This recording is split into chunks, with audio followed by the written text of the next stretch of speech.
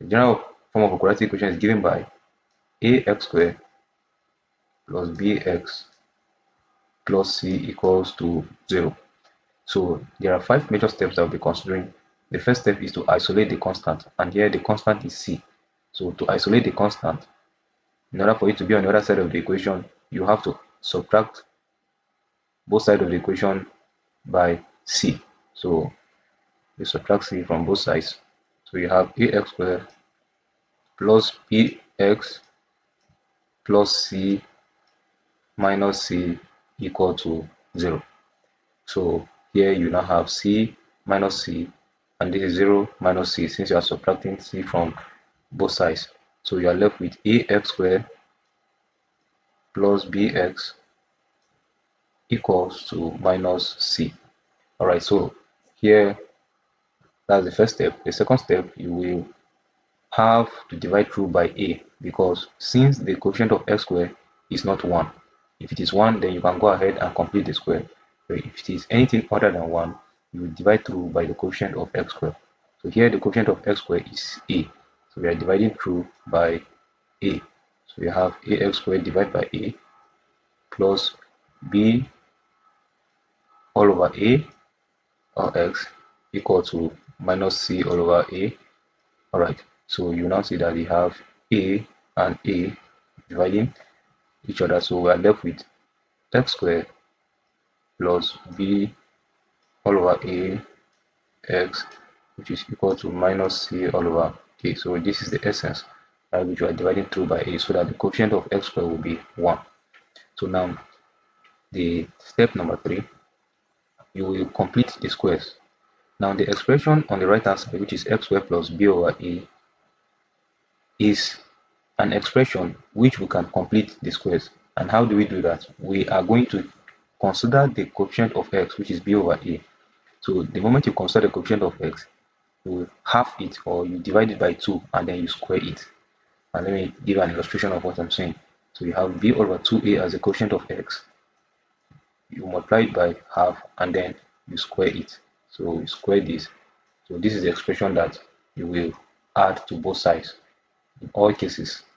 So that will be over 2a all squared. It's what you add to both sides. Now for now, do not expand this. So you have x squared plus b all over ax. Then you now add b all over 2a all squared to both sides of the equation, which is equal to minus c all over a. You still add b all over 2a all squared to this other side of the equation, right? So we're making progress. Now the next thing is to complete the square, and the reason why I told you all we are not expanding this b over 2a is because we have to pick it with x. Why are we picking it with x? We're picking it with x because they're the ones that have the square sign, or the ones that are squared. So we pick the expression that have the square sign. Here we have x squared, so you pick x, then you have plus b over 2a. You now pick b all over 2a all squared. So you have factorized the whole of that expression. Now this will be equal to, let's expand this. So you now have minus c all over a plus, here you can now expand b squared minus 4a squared. Alright, so you can combine the right hand side of the equation into one fraction. So if I'm bringing this down, on this right hand side of the equation, this will be equal to the LCM will be 4a squared, and you add it just the way you add fractions. A into 4a squared is 4a. 4a times minus c, you now have negative 4ac plus, since this is a common 4a squared into 4a squared, 1 times b squared, you now have b squared. Alright, so here now bring the other side of the equation. This will now be x plus b all over 2a all squared, okay, which will be equal to, of course we can say b squared. Since b squared is positive, you can arrange it in this way, b squared, and then bring in negative 4ac on the other hand all over 4a squared. Okay, so now Since we want to find x, you are going to take the square root of both sides. So taking the square root of both sides, you now say that, let me write the expression so that I can do it, so that we'll see it very clear. So x plus b over 2a all squared equal to b squared minus 4ac all over 4a squared. Alright, so taking the square root of both sides,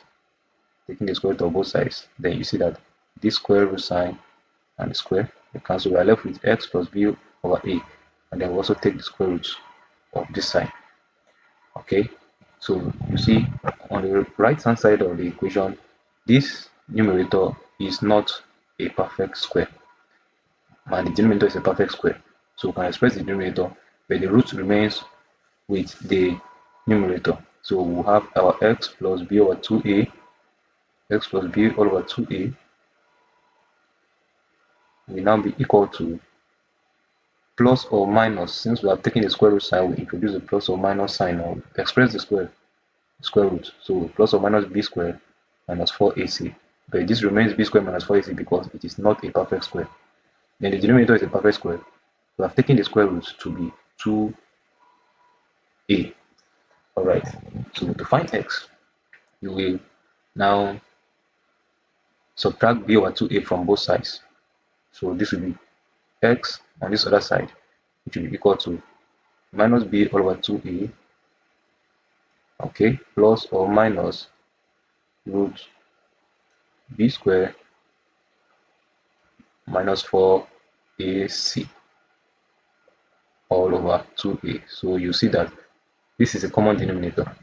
So the common denominator is 2a. So you can combine it. You can easily combine that single fraction just by expressing the numerators.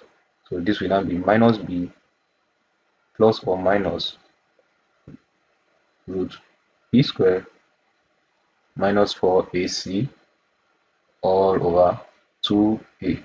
And of course, this is the quadratic formula. Alright, thank you. In our next class, we'll be looking at how to solve questions using the method of completing the square.